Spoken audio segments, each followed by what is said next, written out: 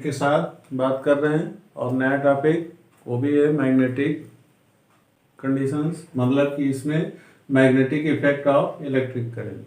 Magnetic effect of electric current main topic तो यही है। इसके पार्ट 1, पार्ट 2, पार्ट 3, तो आज पार्ट 3 का रोल है। पार्ट 3 में हम लोग क्या देखते हैं कि कुछ एक्स्ट्रा चीज़ें हैं, जैसे फ्लेमिंग्स लेफ्ट हैंड रूल क्या होते हैं, फ्लेमिंग रूल्स को अप्लाई कहाँ करते हैं और इनकी लेटेस्ट टेक्निक में क्या डिमांड है।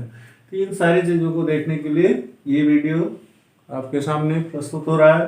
तो यहाँ पर मेन टॉपिक है आज का magnetic effects of electric current part 3। Topic का फर्स्ट पॉइंट क्या है, the force acting on A current carrying conductor. The force acting मतलब बल लगाया जा रहा है current carrying conductor in a magnetic field, मतलब कि फोर्स कहाँ लग रहा है in the case of current carrying conductor in a magnetic field. जब कोई मतलब कंडक्टर मैग्नेटिक फील्ड में हो, करंट पास कर रहा हो और उस पर फोर्स लगाया जा रहा है, तो magnetic field produced by conductor, तो कंडक्टर के द्वारा मैग्नेटिक फील्ड प्रोड्यूस किया जाता है। क्यों किया जाता है? क्योंकि हम करंट पास करते हैं और करंट पास करने के बाद उसका नेचर है in the case of magnetism theory कि यहाँ पर कंडक्टर मैग्नेटिक फील्ड प्रोड्यूस करता है and external magnetic field in which the conductor is placed, the direction of force on the conductor can be reversed by reversing the direction of current. कहने का means ये है कि ये conditions बताना चाह रहे हैं कि फ्लेमिंग्स ने क्या रूल दिया, फ्लेमिंग्स का लेफ्ट हैंड रूल क्या है, उसमें क्या सिस्टमेटिक अप्रोच किया गया है, उसी के विषय में बताना चाह रहे हैं। तो यहाँ से एक बार फिर से रिपीट कीजिए, the force acting on A current carrying conductor में जब कोई फोर्स पुश किया जाता है या लगाया जाता है तो इन्हें मैग्नेटिक फील्ड प्रोड्यूस, तो क्या करता है मैग्नेटिक फील्ड प्रोड्यूस करता है। अब यहाँ से क्या कर रहे हैं, magnetic field produced by conductor के द्वारा मैग्नेटिक फील्ड प्रोड्यूस होता है क्योंकि उसको करंट पास किया जाता है एंड एक्सटर्नल मैग्नेटिक फील्ड, और उसके साथ साथ जो एक्सटर्नल बाहरी स्पेस में बाहर से जो उसका बनाया जाता है like as a background of magnetic field in which the conductor is placed, जिसमें कंडक्टर को बार बार प्लेस किया जाता है। तो द डायरेक्शन ऑफ फोर्स, अब प्रॉब्लम आती है कि फोर्स का डायरेक्शन क्या होगा, तो the direction of force on the conductor can be reversed, तो कंडक्टर डायरेक्शन ऑफ फोर्स को रिवर्स कर देता है, मतलब कि उल्टा कर देता है या वापस कर देता है bye reversing the direction of current. जो करंट का डायरेक्शन होता है उस डायरेक्शन के अपोजिशन में काम करता है, कहने का मतलब रिवर्स कर देता है। सेम कंडीशन में the direction of force on the conductor, अब जो direction of the force on conductor पर डायरेक्शन ऑफ फोर्स क्या होगा, can be reversed by reversing the direction of magnetic force. कहने का मीन्स कि इसमें 3 स्टेप्स हैं, पहला है passing current on the conductor, और दूसरा क्या है एक्टिंग फोर्स, और तीसरा है मैग्नेटिक फील्ड। इन तीनों का एक नेचर होता है जो एक दूसरे को रिवर्स करते रहते हैं। रिवर्स करने का मतलब कि इनका एक अपोजिट पुशिंग होता रहता है एक दूसरे के डायरेक्शंस के अकॉर्डिंग। तो वही चीज यहाँ पर बार बार रिपीट कर रहे हैं, interchanging the position of poles, जिसके कारण पोल्स इंटरचेंज होते रहते हैं। कहने का मतलब north to south, south to north, इस तरह से रिवर्सिंग ऑर्डर में एक दूसरे को पुश करते रहते हैं। तो इनका पूरा सिस्टमेटिक अप्रोच इतना जान लीजिए कि सपोज कीजिए कि कोई आपका करंट कैरिंग कंडक्टर है, तो करंट कैरिंग कंडक्टर का मतलब एक ऐसा कंडक्टर जिसमें करंट पास किया जाता हो, उस पर फोर्स लगाया जाता है। तो फोर्स लगाया जाता है तो क्या होता है मैग्नेटिक फील्ड प्रोड्यूस होता है। अब मैग्नेटिक फील्ड जब प्रोड्यूस हो रहा है तो एक्सटर्नली मैग्नेटिक फील्ड ये अपीयरेंस में देगा कि मतलब उसका एक शेप बनाएगा, एक बैकग्राउंड बना देगा कंडक्टर के चारों तरफ कि एक मैग्नेटिक फील्ड लग रहा है। अब उस मैग्नेटिक फील्ड का डायरेक्शंस क्या होगा, करंट का डायरेक्शंस क्या होगा, और उस पर जो फोर्स लग रहा है उस फोर्स का डायरेक्शंस क्या होगा। तो इसी पर इन्होंने फ्लेमिंग महोदय ने फ्लेमिंग लेफ्ट हैंड रूल के माध्यम से बताया। तो यहाँ पर देखिए फिगर्स जो लेफ्ट हैंड फिंगर इंडिकेट कर रही है कि मैग्नेटिक फोर्स हमारा है, सपोज कीजिए कि ऊपर की तरफ दिखाया गया। तो जस्ट इसके लेफ्ट हैंड साइड में अगर सपोज कीजिए कि हम यहाँ पर इस तरह से खड़े हैं, तो ये हमारा कौन सा होगा, राइट हैंड होगा। तो राइट हैंड साइड में क्या होगा, इसका राइट हैंड साइड में आप देख रहे हैं फोर्स लग रहा है, और फोर्स की जस्ट अपोजिट डायरेक्शंस में कैरिंग करंट है। तो कहने का मतलब कि इसको हम फिंगर्स भी माध्यम से बता सकते हैं। जैसे लेफ्ट हैंड आप देख रहे हैं, तो लेफ्ट हैंड में हमारा थंब क्या कर रहा है, थंब कर रहा है कि सपोज कीजिए कि अगर इसको आप मैग्नेटिक फील्ड मानते हैं, तो मैग्नेटिक फील्ड मानने का मतलब कि अगली एक फिंगर्स है और साथ में ये फिंगर्स एक दूसरे के अपोजिट वे में आपको इंडिकेट कर रही हैं। तो लेफ्ट हैंड फिंगर के माध्यम से ये अगर आपका क्या हो गया, मैग्नेटिक फील्ड हो गया, तो ये मैग्नेटिक फील्ड हुआ। तो दूसरी फिंगर्स क्या होगी, दूसरी फिंगर्स आपकी हो जाएगी फ्लोइंग कैरिंग करंट। मतलब कि दूसरी की कंडीशंस क्या होगी कि यहाँ पर आपको ये फोर्स होगा, और जस्ट नीचे वाली फिंगर जो नीचे की तरफ आ रही हैं, ये कैरिंग करंट की डायरेक्शंस होंगी। तो इस तरह से देखा गया कि वही थ्योरी यहाँ पर एडॉप्ट की जाती है। एक बार फिर से यहाँ से चेक कर लीजिए, द डायरेक्शन ऑफ फोर्स, ध्यान दीजिएगा, the direction of force on the conductor. Conductor जो कैरिंग कंडक्टर है, कैरिंग करंट कंडक्टर, उस पर फोर्स डायरेक्शंस क्या होगा, can be reversed by reversing the direction of current. Direction of current के द्वारा रिवर्स किया जाता है। और उससे पहले क्या कंडीशंस होती है, the direction of force on the conductor can be reversed. Carrying conductor पर जो लगने वाला फोर्स होता है वो खुद रिवर्स होता है, और उसके साथ साथ can be reversed by the direction of current. कहने का मतलब कि डायरेक्शन ऑफ करंट के माध्यम से भी वो रिवर्स किया जाएगा, अर्थात फोर्स और कैरिंग करंट एक दूसरे को रिवर्सिंग बिहेव्स फॉलो करेंगे। और इसी के साथ साथ जो मैग्नेटिक फील्ड होगा, वो मैग्नेटिक फील्ड एक अदर रिएक्शंस करेगा, वो भी इनके पोजीशंस में होगा। तो उसी को नेक्स्ट लाइन में यहाँ पर बताया गया कि द डायरेक्शन ऑफ फोर्स, फिर से एक बार देखें, the direction of force on the conductor. तो direction of the force on the current carrying conductor can be reversed by reversing the direction of magnetic force. कि मतलब वही सेम प्रक्रिया चलती है जो कैरिंग करंट कंडक्टर रिवर्स करता है फोर्स को, और सेम कंडीशंस में फोर्स को फिर रिवर्स कौन करता है, मैग्नेटिक फील्ड भी करता है। तो कहने का मतलब कि इस तरह से जैसे आप लोगों ने मैथ्स की दो ब्रांचें होती हैं, एक 2 डायमेंशन और एक 3 डायमेंशन। 2 डायमेंशन में दो विमाएं होती हैं जिसमें लेंथ और ब्रेथ होता है, और जो 3 डायमेंशन होती है उसमें लेंथ, ब्रेथ और हाइट होती है। तो उसी 3 डायमेंशन जैसा रिएक्शंस यहाँ पर होता है कि जैसा आपको फिगर्स में दिखाया गया कि यहाँ से मैग्नेटिक फील्ड जस्ट वर्टिकल वे में दिखाया गया, उसके राइट हैंड में फोर्स दिखाया जा रहा है, और फोर्स के जस्ट नीचे क्रम में देखा जाए तो ये थोड़ा स्लैंट दिखाया गया, जबकि एक दूसरे से 90 डिग्री होता है। तो ये बाय नेचर इस चीज को दिखाया गया कि फ्लेमिंग का लेफ्ट हैंड रूल है।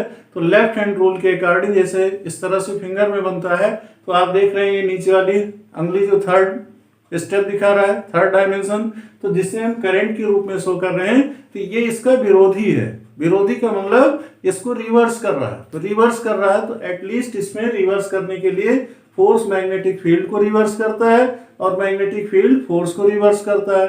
फिर इसी तरह से अगर नेक्स्ट की बात करते हैं कैरिंग करंट, तो कैरिंग करंट का फोर्स से भी यही रिलेशन है। तो उसी चीज को ये बार बार कह रहे हैं कि the direction of force on the conductor can be reversed by reversing the direction of current. The direction of force on the conductor can be reversed by reversing the direction of magnetic force by interchanging the position of poles. और इसी के द्वारा interchange होते हैं poles, मतलब कि north pole south में, south pole north में, और इस तरह से ये इनका मेन फंक्शंस होता है आगे चल करके इलेक्ट्रोमैग्नेट बनाने के लिए। और यही इलेक्ट्रोमैग्नेट प्रोसेस जो होता है वो आज हमारी मॉडर्न फैसिलिटीज का सबसे बड़ा साधन बन करके हमारे सामने है, जिसके माध्यम से इलेक्ट्रिक मोटर, इलेक्ट्रिक बेल, बहुत सारी चीज कल वाले वीडियो में मैंने बताया था वो रन कर रहे हैं। नेक्स्ट पॉइंट पर बात करते हैं, second point, force on the conductor is maximum. Force on the conductor is maximum. एक ऐसी स्टेज भी आती है कि फोर्स मैक्सिमम स्टेज में हो, तो when the direction of current is at right angles, तो उस समय डायरेक्शन ऑफ करंट क्या हो जाएगा, राइट एंगल्स हो जाएगा to the direction of magnetic force. कहने का मीन्स वही सेम प्रोसेस जो 3 डायमेंशन वाली बात हमने बताया कि 3 डायमेंशंस में क्या होता है। ये एक ऐसा छोटा सा फिगर हम यहाँ बना दे रहे हैं कि यहाँ पर सपोज कीजिए कि आपका ये एक्स एक्सिस है, तो ये एक्स एक्सिस और ये आपका वाई एक्सिस बन जाता है। और जेड एक्सिस कैसे दिखाते हैं, ये यहाँ से जेड एक्सिस, यही 3 डायमेंशंस का रोल होता है। तो सेम वही कंडीशंस यहाँ पर भी अडॉप्ट किया है फ्लेमिंग ने लेफ्ट हैंड रूल के माध्यम से। तो वो लेफ्ट हैंड कहते हैं, जबकि हम फिगर के अगेंस्ट देखते हैं, फिगर के पैरेलल वे में अगर हम खड़े होते हैं तो यहाँ पर ये हमारा राइट हैंड के कंडीशंस को फुलफिल करता है। तो सेम वही 3 डायमेंशन वाली से यहाँ फ्लेमिंग्स ने रिकॉल किया है। अब यहाँ पर फिर देखते हैं थर्ड पॉइंट, इन लेफ्ट हैंड। अब उसके रूल्स पर सीधे आ जा रहे हैं कि अभी तक इनडायरेक्ट वे अप्रोच आपको फ्लेमिंग्स लेफ्ट हैंड बता रहे थे। अब डायरेक्ट अप्रोच क्या कहना चाह रहे हैं कि in left hand if the four finger का मतलब जिसे आप अनामिका कहते हो, फर्स्ट फिंगर जो आपके मतलब इस हैंड फिंगर्स में होते हैं, तो फर्स्ट फिंगर ये आपकी क्या कहलाती है, 4 फिंगर। तो यही चीज इसमें कह रहे हैं कि in left hand if the 4 finger thumb and middle finger का मतलब ये मध्य वाली उंगली, तो मध्य वाली उंगली जो होती है ये मिडिल फिंगर है, ये 4 फिंगर है और ये थंब है। तो उसी चीज को कह रहे हैं कि in left hand if the 4 finger thumb and middle finger of left hand are stretched mutually. ये कैसे स्ट्रेच की जाए, मतलब इनको प्रसार किया जाए म्यूचुअली, एक दूसरे के रिवर्सिंग ऑर्डर में होते हैं, ठीक है।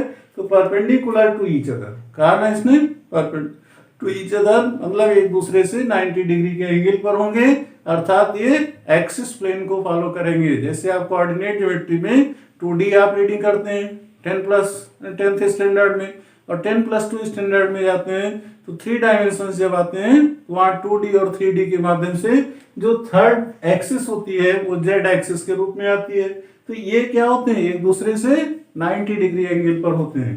तो वही चीज ये कहना चाह रहे हैं कि left hand if the 4 finger thumb and middle finger of left hand are stretched mutually, अगर इनको एक दूसरे के म्यूचुअल वे में स्ट्रेच किया जाए तो they are perpendicular to each other. तो वो एक दूसरे से क्या होते हैं, परपेंडिकुलर मतलब 90 डिग्री के एंगल पर इंक्लाइंड हो रहे होते हैं। Such that the 4 finger points along the direction of magnetic force। तो कहने का मतलब कि इसमें ये कहना चाह रहे हैं such that the 4 finger, अब इससे 4 फिंगर क्या कर रहा होगा, points along the direction of magnetic force। तो 4 फिंगर हमारा क्या होगा, मैग्नेटिक फोर्स को बता रहा होगा। इसके अलावा middle finger indicates the direction of current, और जो मिडिल फिंगर हमारा होगा वो डायरेक्शन ऑफ करंट को बताएगा। Then the thumb points towards the direction of force, और इस तरह से जो थंब हमारा होगा वो क्या बताएगा, डायरेक्शन ऑफ फोर्स बताएगा। Acting on the conductor it is called Fleming's left hand rule, इसी को हम फ्लेमिंग का लेफ्ट हैंड रूल कहते हैं। तो आप सीधा सा आप ये समझ जाइए कि जैसे सपोज कीजिए लेफ्ट हैंड फिंगर है, इस तरह का शेप आप बना लीजिए, और इस तरह के शेप में अगर ये थंब आपका क्या कर रहा है, थंब के विषय में इसने क्या दिया है कि थंब क्या इंडिकेट कर रहा है, thumb points towards the direction of force. अगर ये फोर्स है तो फोर्स के जस्ट 4 फिंगर क्या बताएगा, मैग्नेटिक फील्ड बताएगा, और मैग्नेटिक फील्ड बताने के साथ साथ अगला जो होगा वो कैरिंग करंट को बता रहा होता है। तो कहने का मतलब फोर्स, इसके अलावा मैग्नेटिक फोर्स और ये कैरिंग करंट, यही इनका पोजीशंस होती है। ये लेफ्ट हैंड फिंगर के रूल्स को फॉलो करते हैं जिसको फ्लेमिंग्स ने दिया था। तो एक बार फिर से रिवाइज कर लीजिए, इन लेफ्ट हैंड दाएं हाथ में इफ द 4 फिंगर मतलब first finger of the hand fingers, तो thumb and middle finger 3 fingers को लिया गया, तो जिसमें थंब आपका ये हो गया, 4 फिंगर ये हो गया, मिडिल फिंगर ये हो गया, तो 3 फिंगर्स की बात होती है। तो ये शेप मेनली इसका बनता है, बात समझ रहे हैं। तो ये एज ए 3 डायमेंशनल एक्सिस जैसा बनता है।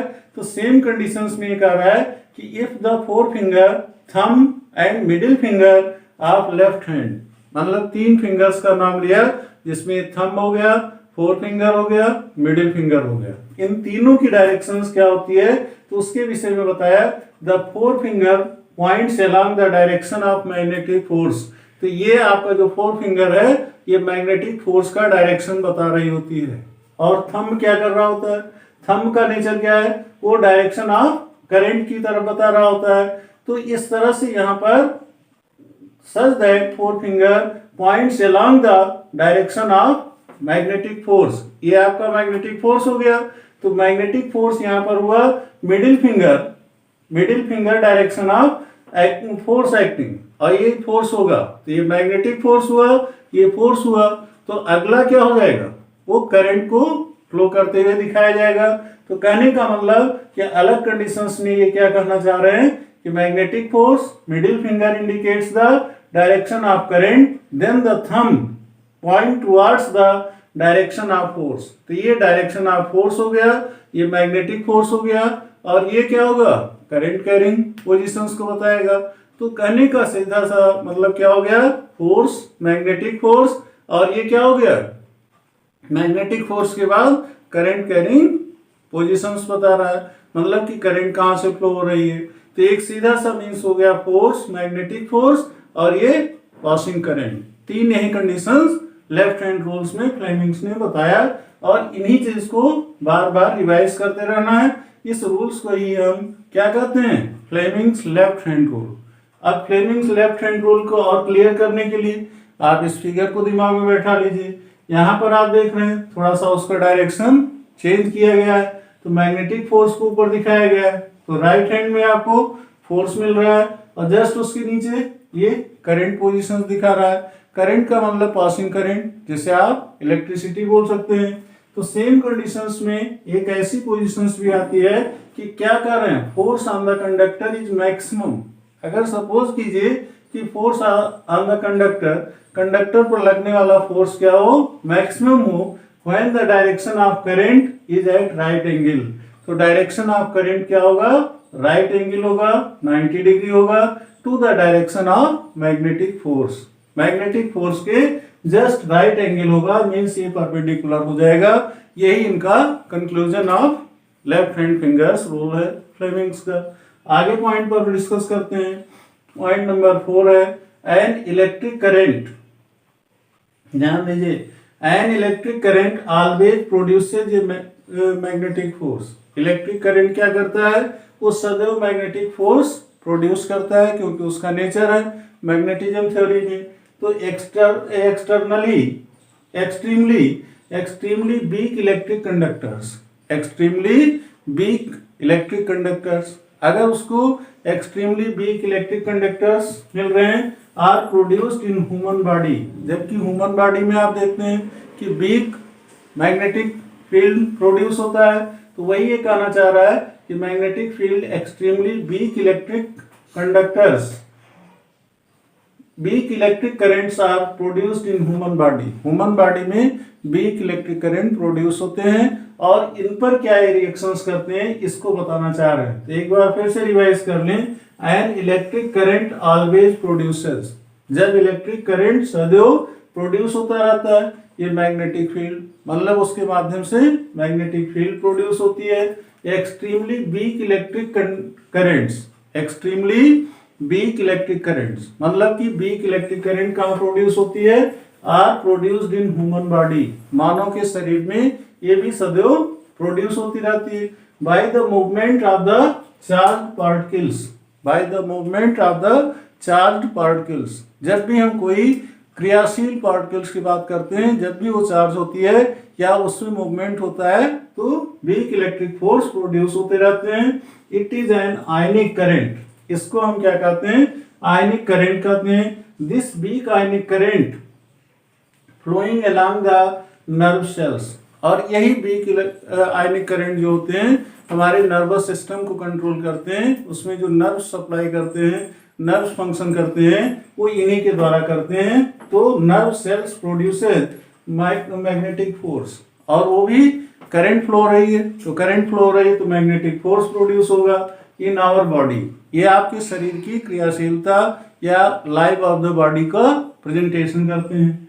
आवर बॉडी या our nerves carry electric impulse, और इस तरह से हमारे शरीर में कैरी इलेक्ट्रिक इम्पल्स, मतलब कि वह इलेक्ट्रिक इम्पल्स को प्रोड्यूस करते रहते हैं टू द मसल्स। ये क्या करते हैं, मसल्स को एक्टिव करने के लिए ये इलेक्ट्रिक प्रोड्यूस करते रहते हैं, which produces temporary magnetic field, जिसके माध्यम से टेम्पोररी मैग्नेटिक फील्ड प्रोड्यूस होती है, जिसके माध्यम से हम ये कह सकते हैं कि बॉडी हमारी लाइव होती है।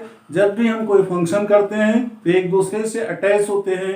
फॉर एग्जाम्पल कुछ बोलते हैं तो ऑटोमेटिक आपका चाहे हैंड या फीट चलता रहता है, कुछ भी एक्शंस इस तरह से होते हैं जो बॉडी के लाइव होने का प्रमाण देते हैं टेम्पोररी मैग्नेटिक फील्ड के माध्यम से। ये टेम्पोररी मैग्नेटिक फील्ड होता है। इसी का एक सबसे बड़ा अप्रोच क्या होता है कि बॉडी फंक्शन में है कि नहीं है। In the case of last time, इसी से इसको डॉक्टर भी वाच करते हैं। डॉक्टर वाच करने के लिए लाइव और अलाइव या लाइव और डेड को डिफाइन करने के लिए आपकी नज़र के माध्यम से भी पता करते हैं कि आपकी नज़र पर टॉर्च वगैरह जलाए, अगर आपकी नज़र में नहीं पुश हो रहा है, नहीं आपका फंक्शन कर रहा है, तो इस चीज़ को क्लियरिटी की तरफ बढ़ते हैं कि पता नहीं आदमी जिंदा है या नहीं है। तो कहने का मतलब ये फंक्शन हमारे शरीर में भी होता रहता है, लेकिन वहां पर क्या होता है, वीक इलेक्ट्रिक करंट प्रोड्यूस होता है, और वीक इलेक्ट्रिक करंट प्रोड्यूस होने के कारण वहां का जो मैग्नेटिक फोर्स होता है वो मैग्नेटिक फील्ड,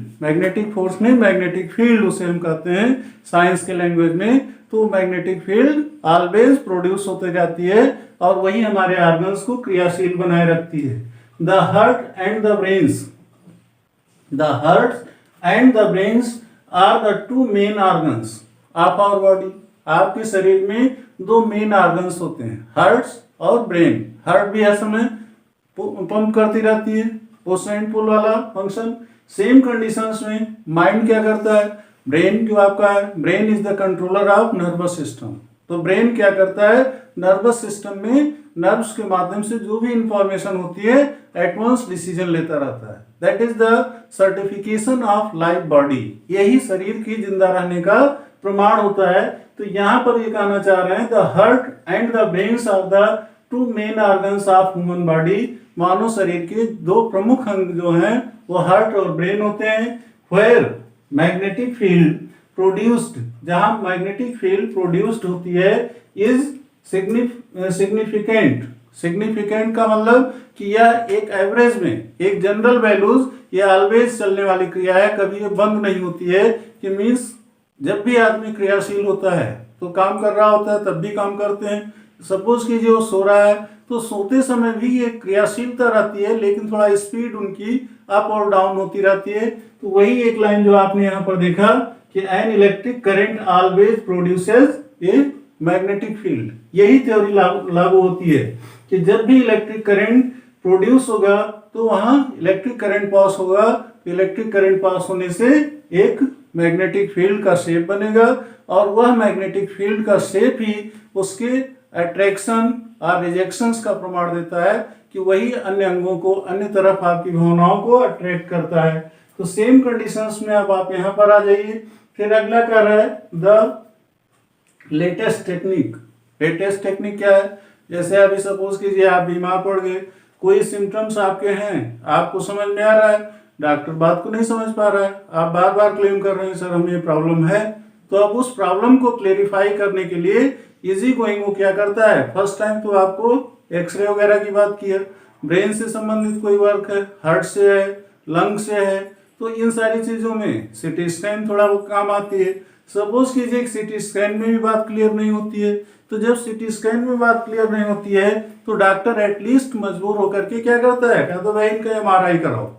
एमआरआई का मतलब सॉरी, तो यहाँ पर क्या करते हैं कि एटलीस्ट वो मजबूर हो जाता है एमआरआई कराने के लिए। एमआरआई का फुल फॉर्म क्या होता है, magnetic resonance imaging.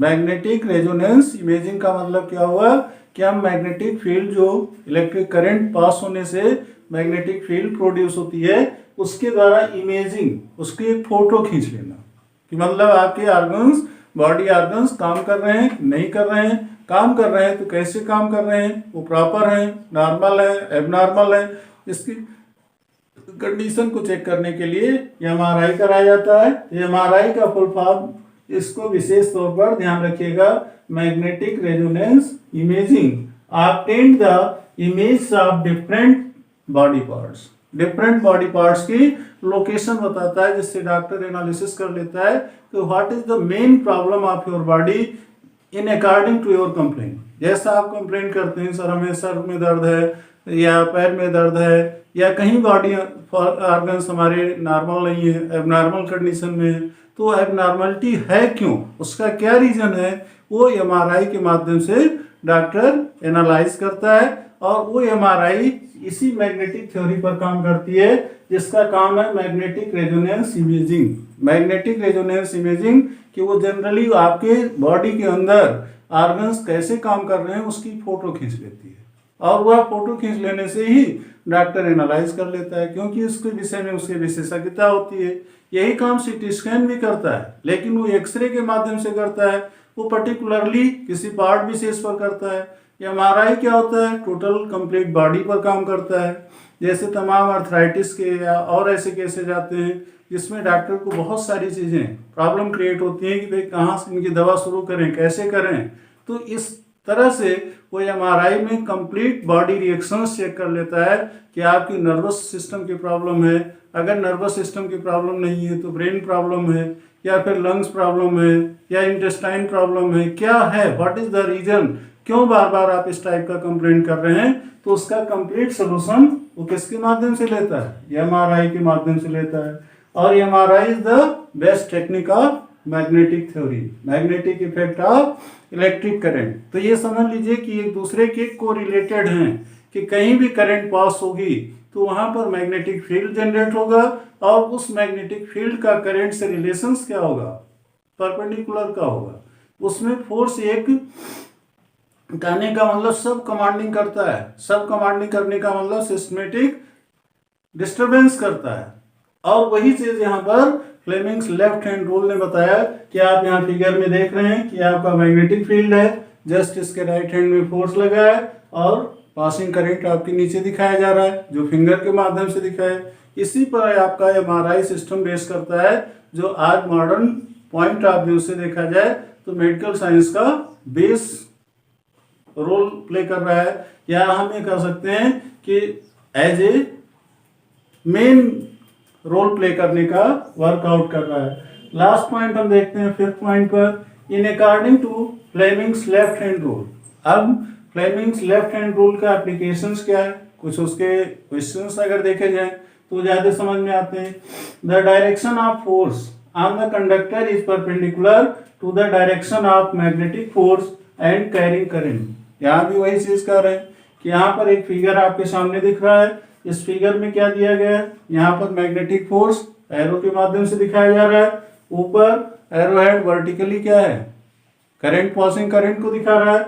Same conditions में यहाँ इलेक्ट्रॉन एज ए फोर्स जैसा वर्क कर रहे हैं, करने का मतलब पुश और पुल करने का काम फोर्स करता है, और इसका जो पासिंग करंट का डायरेक्शन है एक दूसरे से क्या होता है, परपेंडिकुलर होते हैं। तो कहने का मतलब वही फ्लेमिंग्स रूल को यहाँ पर भी फॉलो किया गया है। तो एक बार फिर से इसको रिपीट कर लेते हैं, in according to Fleming's left hand rule, किसके द्वारा, फ्लेमिंग्स लेफ्ट हैंड रूल के द्वारा, द डायरेक्शन